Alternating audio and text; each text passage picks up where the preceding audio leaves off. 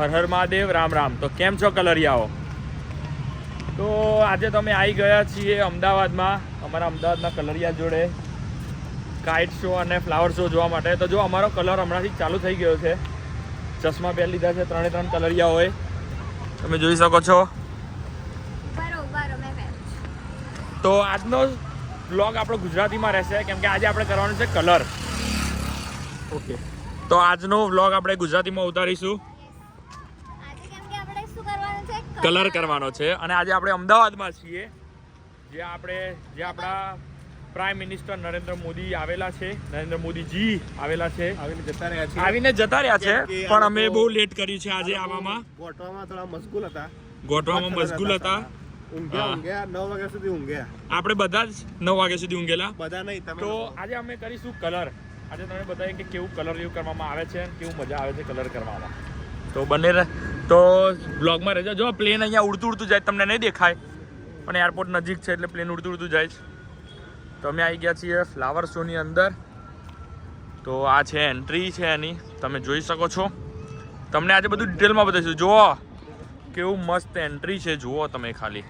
Ahmedabad flower show, Ahmedabad international flower show કેટલું મસ્ત બનાવ્યું છે જુઓ તમે. આજે આ બધું રિયલ ફ્લાવરથી બનાવેલું છે, બધું જ.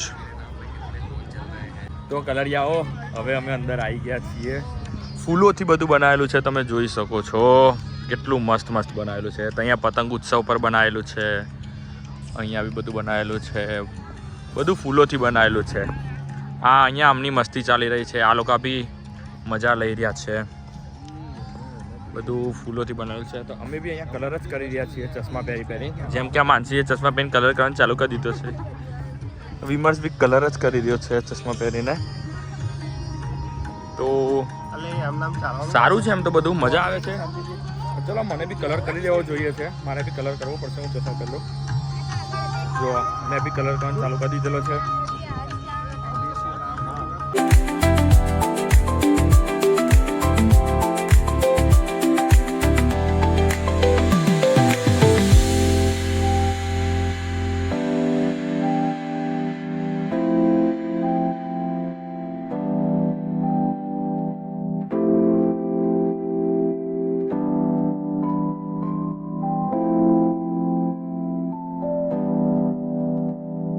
गाइस अभी हम आए हुए हैं कहाँ पे मानसी? पेपिटो में एस्थेटिक कैफे पूरा. तो अभी हमने मंगाया था पिज़्ज़ा और क्या मंगवाया था ये? Lotus Biscoff shake. सब लोग खाए थे, हमने खा लिया है. अब वापस हम लोग जाएंगे काइट शो देखने के लिए. उसके बाद हम लेके जाएंगे बाद आधा ले लेंगे और फिर निकल जाएंगे भरूच जाने के लिए. ये सब भरूच आने वाले हैं, है ना विमर्श? તો કલરિયાઓ, હવે અમે ભરૂચ જવા નીકળી ગયા છીએ. અમે પહોંચવા એટલે મોટા બા દાદાને લેવા આવી ગયા છીએ. તો બા દાદાને લઈ લઈએ પહેલાં અને પછી નીકળીશું ભરૂચ જવા માટે. તો હમણાં વાગ્યા છે 5 વાગી ગયા છે. તમને ભરૂચ પહોંચતા 7:30 જેવું થશે. તો અમે ભરૂચ જઈને હવે તમને બતાવીએ કેટલા વાગે ભરૂચ પહોંચીએ છીએ. અને ભરૂચ પાસે બહાર રખડવા નીકળીએ તો ઠીક, બાકી તો પછી આપણે ત્યારે બ્લોગ એન્ડ કરી દઈશું.